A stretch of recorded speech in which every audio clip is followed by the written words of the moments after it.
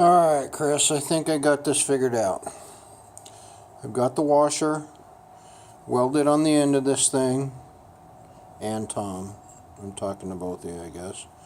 I got the washer on the end of it to deflect from going straight directly over the holes. It seemed to have gotten better, but not perfect. And I will show you what I ended up finding out.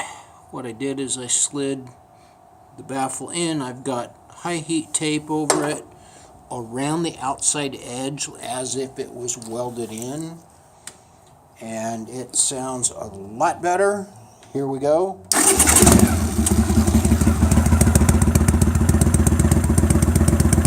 Okay, we have no tweeting sound.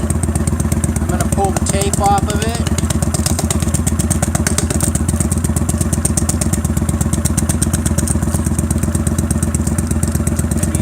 Slight tick, but it's a lot better than it was. It's pretty much gone. So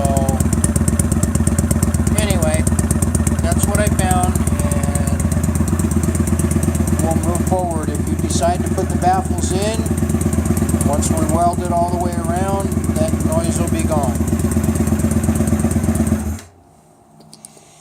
Okay.